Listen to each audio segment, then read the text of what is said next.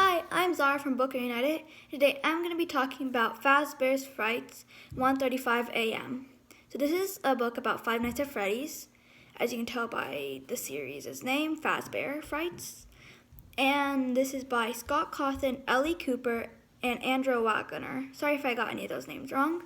And here's how the cover of the book looks like. It is one of the antagonists of the book. And here's a little bit about Scott Cawthon. Scott Cawthon is an American video game developer and the creator of Five Nights at Freddy's. He also wrote books about Five Nights at Freddy's, which include The Silver Eyes, which I have talked about on my channel, The Twisted Ones, and The Fourth Closet. So if you like the horror genre, I think you're going to really enjoy this book. So if you want to know, this is what the back of the book says. For Delilah, Stanley, and Devon, being left behind is practically a way of life. Orphaned from a young age and recently divorced, Delilah escapes deeper into her dreams each night, in desperate need of a wake-up call. Stanley is newly dumped and stuck in a dead-end job for a mysterious employer and unable to connect with anyone. And Devon, abandoned by his dad and ignored by his mom, can't understand why love and friendship come so easily to everyone except him. Unfortunately, in the colorless world of Five Nights at Freddy's, it's always in the depths of loneliness when evil creeps in. Readers beware. This collection of terrifying tales is enough to unsettle even the most hardened Five Nights at Freddy's fans. So I'm going to read at least one paragraph from each chapter so you get to know at least what it's about. So this is from the first story, which is 1:35 a.m., also the title of this book. So this says here, the sound contained every hurt and fear and crushing disappointment she'd ever had, all rolled into one screeching rejection of pain. The sound she made was the sound of a woman who had no strength left. She couldn't fight anymore. Delilah closed her mouth. Her throat hurt. Her lungs hurt. Her heart hurt. And she couldn't stop quaking. Her whole body was almost convulsing with apprehension. Apprehension means like a worry. No, not apprehension. Delilah was so far beyond any known version of fear that she didn't feel human anymore. She was never going to be safe again. Delilah sobbed as she got onto her hands and knees. She couldn't stay here. Ella would know where she was. Crawling as fast as she could, her hands stinging from the rough concrete surface chafing her skin, Delilah clambered out of the drainage pipe. She stood.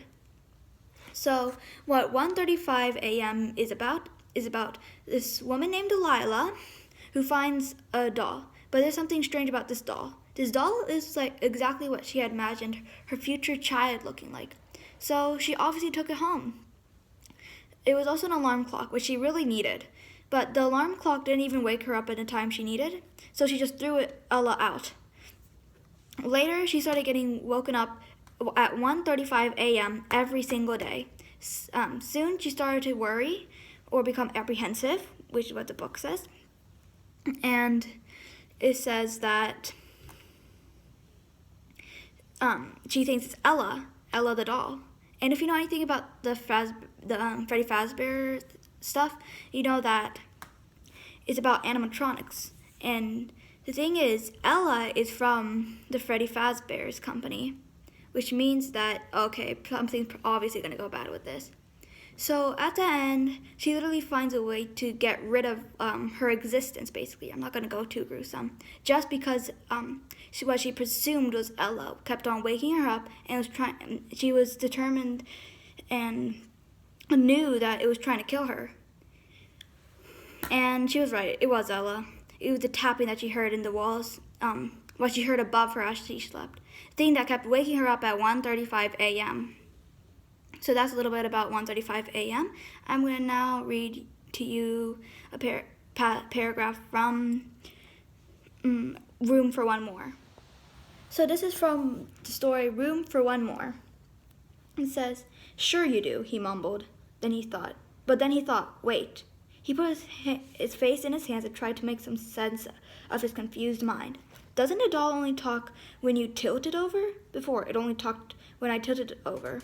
Maybe I didn't really hear that. Maybe I'm so sick I'm hallucinating.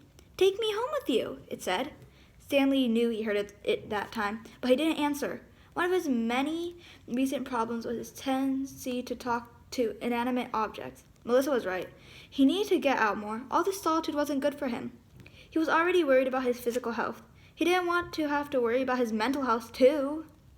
But why was the doll talking if no one was activating it? Maybe it was broken. Maybe there was some problem with the mechanism that caused the voice activation to shut off. Whatever the cause was, Stanley didn't like the effect. "We like you," it said with the same little giggle he had once found charming. With a shaking hand, Stanley picked up the doll to inspect it. Maybe there was a switch he hadn't noticed before that controlled the voice mechanism. Maybe he could turn the thing off. The doll was missing an arm. Strange, it had been intact the night before. "What happened to your arm?" Stanley asked. "Take me home with you," the one-armed doll said. "No," he said. He wasn't going to talk to the doll anymore, so why was he doing it? For some reason, the doll didn't seem so cute anymore. He couldn't say why, but the thought of having it in his apartment was terrifying. He was so crazy about having it here either. Stanley remembered that when he had handled the doll the night before, he noticed a tiny scratch and a paint drop on his face. Tonight, the scratch wasn't there. Another night, he remembered now, he had noticed there had been a small tear in the doll's tutu. Tonight, it had been as it had been the last night. The tutu was fine. "We like you." We.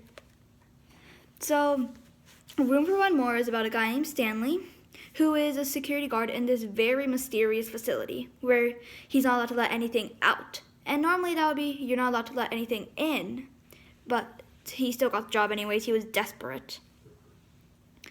And he started seeing this ballerina doll appear on his desk. And if you've ever played Five Nights at Freddy's Dislocation, I think, then you know it's one of the Minerias. The one with the white painted face, and it's a wooden doll, like the ones you would use for drawing human figures. Anyways, this doll was talking to him every time he tilted it over. It either says, "We like you," or "Take us home with you." But once he falls asleep and wakes up again, the doll isn't there. And he starts to get really freaked out about that because he had never brought the doll in, and he never let the doll out. So how's it getting out? And it's also just a doll. So it can't move on its own, right? And in the end, he starts getting a little bit sick, and every time the doll disappears, he gets even more and more sick. From what you read, it said that there have been multiple dolls, and that's actually kind of scary to think about it because he only thought he had seen one doll, but once he thought about it more, and the more sick he became every time a doll appeared and then disappeared, he started noticing that, oh gosh, something's wrong with these dolls and they're doing something to me. And in the end, he tries to get away from the doll, but this is the last line. Stanley couldn't help it. He opened his mouth to scream. And why he's screaming is because of what the doll is doing to him and why he finally noticed. So now I'm going to read from the last one, which is called The New Kid. Okay, so here it is. Once, when Devon was little, his mom was driving him to school and she ran over a cat in the street. The cat didn't die immediately. Instead, it made a sound that was like all the sounds of suffering rolled into one. Screaming, wailing, howling, and other vocals Devon couldn't even describe. That sonic signature was embedded in Devon's brain. He'd always thought it would be the worst thing he'd ever hear in his life. He was wrong. This was the worst. And the sound wasn't the bad part. It was bad, yes, but the bad part, the really, really bad part, was the way the suit started jerking in a spastic, horrific dance. It looked like the moth-eaten, mildew-blotched gold bear was convulsing, but it wasn't the bear. Devon knew it wasn't the bear. It was Kelsey. What did I do? Devon thought. What's wrong with him? Mick yelled. Devon jumped. He had been so mesmerized by Kelsey's suffering that he'd forgotten Mick was there. Kelsey's shrieks stopped, like someone or something had severed his vocal cords, and the suit went still. That's when Devon noticed it was turning red. Deep, dark red. Is that? Mick pointed. He dropped to his knees. That's blood. Yeah, that was blood. So in this story, The New Kid, Devon and Mick start to make friends with the new kid, Kelsey. But after Kelsey left them at the school, after he promised he'd hang out with them, Devon decided he would get his payback on Kelsey. So he went to find a new hangout for them and ended up finding this golden bear suit, Golden Freddy. And